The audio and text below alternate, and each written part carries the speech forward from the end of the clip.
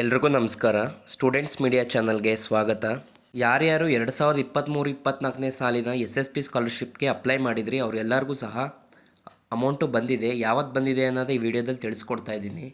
ನೋಡಿ, ನಿಮ್ಮ scholarship year wise status check ಮಾಡಿದಾಗ ನಿಮಗೆ application approved push to DBT for payment ಅಂತ ಬಂದಿದ್ದರೆ ನಿಮಗೆ ಅಮೌಂಟು ಬರುತ್ತೆ. ನೋಡಿ, ಈಗ ಬಂದಿರೋವಂಥ ಪ್ರೂಫ್ ನಾನು ಇಲ್ಲಿ ಹಾಕ್ತಾ ಇದ್ದೀನಿ. ನೋಡಿ, 26ನೇ ತಾರೀಕು ಅಮೌಂಟ್ ಬಂದಿದೆ 4570 ರುಪೀಸು. ಏನು ಮೆನ್ಷನ್ ಆಗಿದೆ ಆ ಅಮೌಂಟು ಕ್ರೆಡಿಟ್ ಆಗಿದೆ. ನಿಮಗೆ ಯಾರ್ಯಾರಿಗೆ ಇಯರ್ ವೈಸ್ ಸ್ಟೇಟಸ್ ಚೆಕ್ ಮಾಡಿದಾಗ ನಿಮ್ಮ application approved push to DBT payment ಅಂತ ಬಂದಿದ್ದರೆ ನಿಮಗೆ ಅಮೌಂಟ್ ಬರುತ್ತೆ. ಈಗ ಆಲ್ರೆಡಿ ಅಮೌಂಟು ಸುಮಾರಷ್ಟು ಜನಕ್ಕೆ ಮೈಸೂರಲ್ಲಿರೋ ಸ್ಟೂಡೆಂಟ್ಸ್ಗಳಿಗೆ ಕ್ರೆಡಿಟ್ ಆಗಿದೆ. OBC department.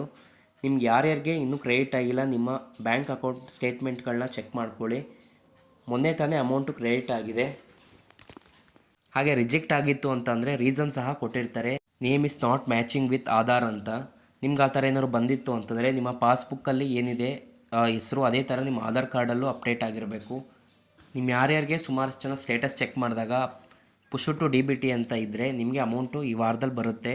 ಡಿಪಾರ್ಟ್ಮೆಂಟಿಂದ ಅಮೌಂಟ್ಗಳು ರಿಲೀಸ್ ಆಗ್ತಾ ಇದೆ. ಮೇಯ್ನಾಗಿ ನಿಮ್ಮ ಆಧಾರ್ ಕಾರ್ಡು ಯಾವ ಬ್ಯಾಂಕ್ಗೆ ಆಧಾರ್ ಸೀಡಿಂಗ್ ಆಗಿರುತ್ತೋ ಆ ಅಕೌಂಟ್ಗೆ ನಿಮ್ಮ ಸ್ಕಾಲರ್ಶಿಪ್ ಅಮೌಂಟು ಕ್ರೆಡಿಟ್ ಆಗುತ್ತೆ. ಧನ್ಯವಾದಗಳು ವಿಡಿಯೋ ನೋಡಿದ್ದಕ್ಕಾಗಿ.